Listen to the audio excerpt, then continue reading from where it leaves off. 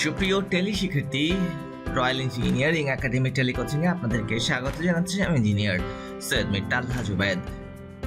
Electrical and electronic engineering বিভাগের সেকশনে এর একটি সাবজেক্ট হচ্ছে থার্মাল ইঞ্জিনিয়ারিং, এবং মেকানিক্যাল ইঞ্জিনিয়ারিং বিভাগে যারা AMIE শিক্ষার্থী তাদের সেকশন বি এর একটি সাবজেক্ট হচ্ছে অ্যাপ্লাইড থার্মোডাইনামিক্স। নতুন সিলেবাসের যারা AMIE স্টুডেন্ট তাদের জন্য সেকশন বিতে মেকানিক্যাল ইঞ্জিনিয়ারিং এর সাবজেক্টের নাম অ্যাপ্লাইড থার্মোডাইনামিক্স থেকে নামকরণ করা হয়েছে ইঞ্জিনিয়ারিং থার্মোডাইনামিক্স। তো যাই অ্যাপ্লাইড থার্মোডাইনামিক্স তাই বেসিক্যালি থার্মাল ইঞ্জিনিয়ারিং এবং সেটি ইঞ্জিনিয়ারিং থার্মোডাইনামিক্স।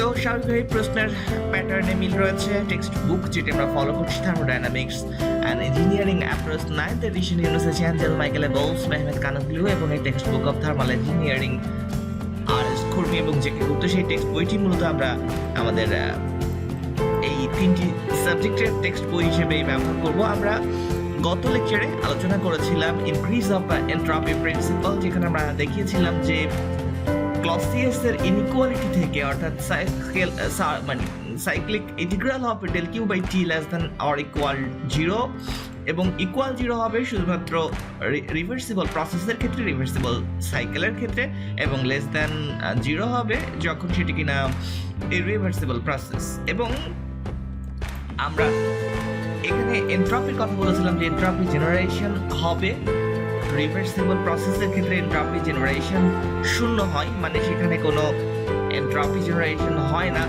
কিন্তু ইরিভার্সিবল প্রসেসের ক্ষেত্রে এন্ট্রপি জেনারেশন হয়। That means entropy generation S gen, এটার মান অলওয়েজ একটি পজিটিভ কোয়ান্টিটি হবে অথবা 0 হবে।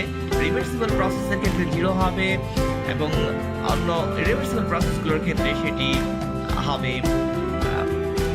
must be a positive quantity, এবং del is isolated, that means isolated সিস্টেমের যে এন্ট্রপি সেটি greater than or equal 0 হবে। that means হয় ইনক্রিজ হবে অথবা রিভার্সিবল প্রসেসের ক্ষেত্রে কনস্ট্যান্ট থাকবে, অর্থাৎ এটা কখনোই ডিক্রিজ হওয়ার সুযোগ নেই। তো এই জিনিসগুলো মনে রাখতে হবে যে the entropy of an isolated system during a process always increases, or in the limiting case of a reversible process remains constant। অর্থাৎ যদি আমরা রিভার্সিবল প্রসেসের ক্ষেত্রে এন্ট্রপি জেনারেশন বা এন্ট্রপির পরিবর্তন বা আইসোলেটেড সিস্টেমের এন্ট্রপির কথা ভাবি, তাহলে সেটি রিভার্সিবল প্রসেসের ক্ষেত্রে একই থাকবে, কারণ সেখানে কোনো এন্ট্রপি জেনারেশন হয় না। কিন্তু অন্য সকল প্রসেস যেগুলি রিভার্সিবল প্রসেস তাদের ক্ষেত্রে এন্ট্রপি বৃদ্ধি পাবে। দ্যাট মিনস নতুন এন্ট্রপি জেনারেশন ঘটবে, এবং সেক্ষেত্রে আইসোলেটেড সিস্টেমের এন্ট্রপির মান বা এন্ট্রপির পরিবর্তন বৃদ্ধি পাবে, কিন্তু কখনোই এটি ডিক্রিজ হবে না। এই জন্য এই প্রিন্সিপালকে আমরা বলি ইনক্রিজ অফ এন্ট্রপি প্রিন্সিপাল। তো সেটি এখানে মোটামুটি ভাবে দেখানো হয়েছে চিত্রে। এখানে আমরা আইসোলেটেড সিস্টেমের একটি ফিগার দেখানো হয়েছে, যেখানে সাবসিস্টেম 1, সাবসিস্টেম 2, সাবসিস্টেম 3 এরকম অসংখ্য সাবসিস্টেমের সমন্বয়ে আমাদের বলা হয়েছে যে এই একটা আইসোলেটেড সিস্টেমের মধ্যে এনার্জি বা এন্ট্রপি জেনারেশন দেখানো হয়েছে। যে এটাকে যদি আমরা সেভারাল সাবসিস্টেম, মানে একটা কমপ্লিট সিস্টেমকে আমরা যদি অনেকগুলো ছোট ছোট সিস্টেমে বিভক্ত করি, যেগুলোকে আমরা বলছি সাবসিস্টেম, এবং প্রত্যেকটা সাবসিস্টেম যদি এন্ট্রপি জেনারেশন করে, তাহলে টোটাল এন্ট্রপি জেনারেশন বা টোটাল এন্ট্রপির পরিবর্তন হবে মূলত এই যে এন্ট্রপির পরিবর্তনগুলো হচ্ছে প্রত্যেকটা সাবসিস্টেমে তার সমষ্টির সমান। সেটি এখানে দেখানো সাম of entropy change in each of the subsystem, and it must be start from 1 to n। ধরে নিচ্ছি আমরা এখানে n সংখ্যক সাবসিস্টেম রয়েছে, এবং এই সামেশন অফ SI, যেটা অর্থাৎ প্রত্যেকটি সাবসিস্টেমের এনার্জি জেনারেশন এন্ট্রপি জেনারেশনের সমষ্টি must B A positive quantity, that means greater than 0। এখানে একটি সিস্টেম এবং সারাউন্ডিংস দেখানো হয়েছে যে এটি একটি আইসোলেটেড সিস্টেম বাউন্ডারি। সো একটা সিস্টেম এবং একটা সারাউন্ডিংস একটি আইসোলেটেড সিস্টেম ফর্ম করছে, এবং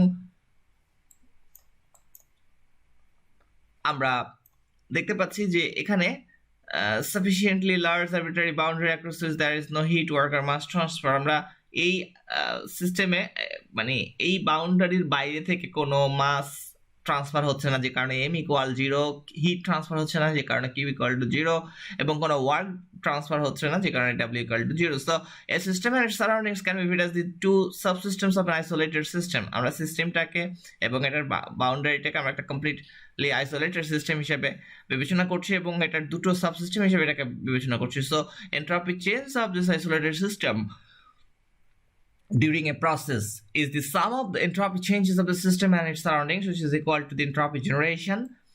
অর্থাৎ আমরা যদি এটার ক্ষেত্রে আমরা এখানে সিস্টেমস এবং এটা হলো সারাউন্ডিংস, সো এটা একটা পার্টিকুলারলি সাবসিস্টেম যদি বিবেচনা করি, এটা একটা সাবসিস্টেম বিবেচনা করি, দুটো সাবসিস্টেম মিলে কমপ্লিট একটা আইসোলেটেড সিস্টেম। সেক্ষেত্রে যদি আমরা এন্ট্রপি জেনারেশন আমরা হিসাব করি বা টোটাল এন্ট্রপি চেঞ্জ হিসাব করি, তাহলে আমরা এই যে ভেতরে যে সিস্টেমটা রয়েছে সেটির যে এন্ট্রপি চেঞ্জ এবং সারাউন্ডিংসের যে এন্ট্রপি চেঞ্জ, এই দুটো সমষ্টি হবে টোটাল এন্ট্রপি জেনারেশন, বা যেটি আমরা এখানে ইকুয়েশন দেখতে পাচ্ছি S generation is equal to del S total, যেটা কিনা সিস্টেমের এন্ট্রপি এবং সারাউন্ডিংস এন্ট্রপি সমষ্টির সমান, এবং it must be greater than 0 or equal to 0। যদি রিভার্সিবল হয় তাহলে সেটি হবে 0, যেটি ইকুয়ালিটি, মানে এখানে ইকুয়াল অপারেটর রয়েছে, ইনইকুয়াল অপারেটর রয়েছে, অর্থাৎ লেস দ্যান বা গ্রেটার দ্যান চিহ্নকে আমরা বলি ইনইকুয়ালিটি অপারেটর এবং ইকুয়াল চিহ্নকে আমরা বলছি ইকুয়ালিটি অপারেটর। সো ইকুয়ালিটি এবং ইনইকুয়ালিটি দুটো সম্পর্কে এখানে হোল্ড করেছে বা রাখা হয়েছে যে গ্রেটার দ্যান আর equal, greater than or equal. So এখানে ইকুয়ালিটি অপশনটা কখন আসবে? যখন প্রসেসটা হবে রিভার্সিবল,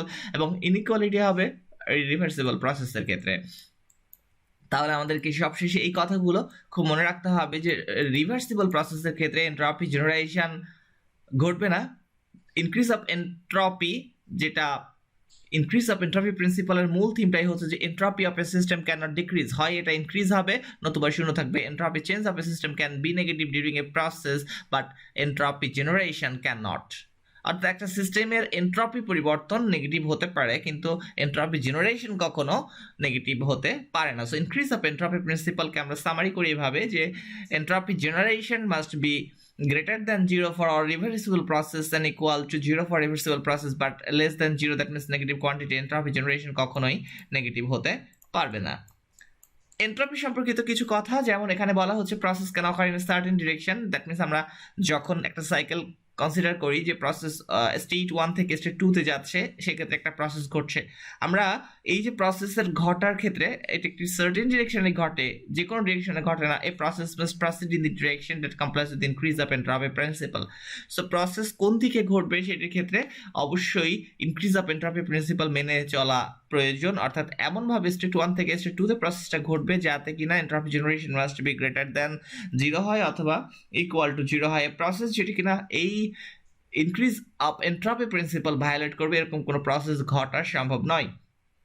দ্বিতীয় যে কনসেপ্ট বলা হচ্ছে যে এন্ট্রপি একটি নন কনজার্ভড প্রপার্টি হিসাবে বিবেচনা করা হচ্ছে, মানে যেমন আমরা এনার্জির ক্ষেত্রে বলি যে শক্তি সংরক্ষণশীলতার নীতি রয়েছে, যেখানে কিনা আমরা বলছি যে শক্তি মহাবিশ্বের মোট শক্তি ধ্রুবক, অর্থাৎ এটি সৃষ্টি হয় না কিংবা ধ্বংস হয় না, এটি শুধুমাত্র এক রূপ থেকে অন্য রূপে রূপান্তরিত হয় মাত্র। সো এই যে প্রিন্সিপাল অফ এনার্জি কনজারভেশন, তো কনজারভেশন অফ এনার্জি প্রিন্সিপাল যেটি রয়েছে, সেরকমভাবে এন্ট্রপি কখনো কনজার্ভ করা যায় না, অর্থাৎ এন্ট্রপি কখনো সংরক্ষণ করা যায় না, এই জন্য এটাকে বলা হয় অসংরক্ষিত প্রপার্টি বা non conserved property. So conservation of entropy principle বলে কোনো কিছুর অস্তিত্ব নেই। সো এন্ট্রপি কখন কনজার্ভড হয়? আইডিয়ালাইজড রিভার্সিবল প্রসেসের ক্ষেত্রে সেটি হতে পারে, এবং increases during all actual process. আমাদের বাস্তব ক্ষেত্রে যত প্রসেস ঘটে সব ক্ষেত্রে এন্ট্রপি বৃদ্ধি পায়, এন্ট্রপি কনজার্ভ থাকে না, সংরক্ষিত থাকে না, এটা শুধুমাত্র সংরক্ষিত থাকে যে সকল আমরা রিভার্সিবল প্রসেসের কথা বলছি, এবং বাস্তব ক্ষেত্রে রিভার্সিবল প্রসেসের অস্তিত্ব নাই। সো আইডিয়ালাইজড রিভার্সিবল প্রসেসের ক্ষেত্রে entropy is conserved only and increases during all other process বা অল অ্যাকচুয়াল প্রসেস, এবং performance of engineering systems is degraded by the presence of irreversibilities, and entropy generation is a measure of the magnitudes of the reversibilities present during that process. বলা হচ্ছে যে আমরা যে সকল engineering system নিয়ে কাজ করছি, টারবাইন হোক কিংবা বয়লার হোক বা ডিজেল ইঞ্জিন, পেট্রোল ইঞ্জিন হোক, এই যে বিভিন্ন ধরনের ইঞ্জিনিয়ারিং সিস্টেমস রয়েছে সেগুলোর পারফরমেন্সগুলো মূলত ধীরে ধীরে রিডিউস হতে থাকে বা ডিগ্রেডেড হতে থাকে এই সকল বিভিন্ন ধরনের ইরিভার্সিবিলিটিসগুলোর উপস্থিতির কারণে, এবং এন্ট্রপি জেনারেশনের সাহায্যে আমরা এসজেনের সাহায্যে আমরা আসলে পরিমাপ করি যে কী পরিমাণ ইরিভার্সিবিলিটিস বিদ্যমান রয়েছে যখন প্রসেস চলছে। যত বেশি ইরিভার্সিবিলিটি থাকবে এন্ট্রপি জেনারেশনের মান তত বেশি হবে, যত কম ইরিভার্সিবিলিটি থাকবে এন্ট্রপি জেনারেশন তত কম হবে, যে কারণে আমরা জানি যে রিভার্সিবল প্রসেসের ক্ষেত্রে ইরিভার্সিবিলিটি মান 0, বিধায় এন্ট্রপি জেনারেশন 0। এন্ট্রপি জেনারেশনকে আমরা তাহলে একটা কোয়ান্টিটেটিভ মেজার হিসাবে বিবেচনা করতে পারি, যে এটার সাহায্যে আমরা প্রসেস চলাকালীন সময়ে কি পরিমাণ এই রিভার্সিবিলিটিস উপস্থিত রয়েছে সেটির পরিমাপ আমরা করতে পারি। যে যত বেশি পরিমাণ এন্ট্রপি জেনারেশন হবে ঠিক তত বেশি পরিমাণ এই রিভার্সিবিলিটি বিদ্যমান রয়েছে বলে আমরা হিসাব করতে পারি। তো এটি একটি কোয়ান্টিটেটিভ বা সংখ্যা সাহায্যে পরিমাপ করার একটা উপায় হিসেবে আমরা বিবেচনা করতে পারি, যার সাহায্যে আমরা ইরিভার্সিবিলিটিস পরিমাপ করতে পারি। এরপরে আমরা এন্ট্রপি চেঞ্জ, একটা পিওর সাবস্টেন্সের এন্ট্রপি চেঞ্জের টপিক নিয়ে কথা বলবো পরের লেকচারে। এই লেকচারে আমরা আলোচনা এখানেই শেষ করছি। ভালো থাকুন, সুস্থ থাকুন। রয়্যাল ইঞ্জিনিয়ারিং একাডেমির ধারাবাহিক লেকচারগুলো দেখতে থাকুন এবং এএমআই পরীক্ষার প্রস্তুতি নিতে থাকুন। আমাদের এপ্রিল 2020 বা অক্টোবর 2020 টার্মের এমআই পরীক্ষার্থীর সাথে সাথে এপ্রিল 2021 টার্মের এমআই পরীক্ষার্থীদের জন্য এই ভিডিও লেকচারগুলো খুবই এফেক্টিভ। যে কোনো এএমআই শিক্ষার্থীকে প্রথম যেটিতে মনোযোগ দিতে হবে সেটি হচ্ছে নলেজ বেস শক্ত করার দিকে। কখনোই ফাঁকিবাজি করে কিংবা শর্টকাট ওয়েতে পাস করতে গেলে হিতে বিপরীত হবে, 2-3 বার ফেল করে বরং সময়টি নষ্ট হবে। এই জন্য শুরু থেকেই টেক্সট বই ভিত্তিক নলেজ গ্যাদার করুন। এরপর এএমআই এর বিগত বছরের প্রশ্নের উপর ভিত্তি করে নোট খাতা তৈরি করুন এবং সেই নোট খাতায় আমাদের পাঠানো লেকচার নোট ফলো করে নোট করুন এবং এমআই পরীক্ষার প্রস্তুতি নিন, মুখস্থ করুন। কিন্তু কোনোভাবেই নলেজ বেস শক্ত না করে মুখস্থ করতে যাবেন না, তাতে আসলে হুবহু না আসলে আপনি প্রশ্নের উত্তর করতে পারবেন না। ঘুরিয়ে ফিরিয়ে প্রশ্ন করলে কিংবা কনসেপচুয়াল কোয়েশ্চেন করলে আপনি উত্তর করতে পারবেন। এবং আপনি যদি লক্ষ্য করেন যে প্রত্যেক সেটে একটা করে 3-4 মার্কের কনসেপচুয়াল কোয়েশ্চেন থাকছে, 6 মার্কের মুখস্থ কোয়েশ্চেন থাকছে এবং 10 মার্কের একটি অঙ্ক থাকতেছে। তো এই অঙ্কগুলো সমাধান করতে, ম্যাথমেটিক্যাল প্রবলেম সমাধান করার জন্য কিন্তু আপনাকে থিওরিটিক্যাল কনসেপ্টগুলো খুব সাউন্ড হতে হবে। তো সেই জায়গা থেকে আমরা আসলে মনোযোগ দিয়েছি যে কিভাবে স্টুডেন্টদেরকে নলেজ বেস শক্ত করা যায়। সে কারণে আমরা কনসেপ্টগুলো যেগুলো রিলেটেড আমাদের এমআই পরীক্ষায় যে সকল প্রশ্ন আসে সেগুলোর সাথে সম্পর্কিত সেই কনসেপ্টগুলো কিন্তু আমরা ধারাবাহিকভাবে আলোচনায় এনেছি। তো সাথে থাকুন রয়্যাল ইঞ্জিনিয়ারিং একাডেমির। কোনো ভিডিও লেকচার বাদ দেবেন না দেখতে।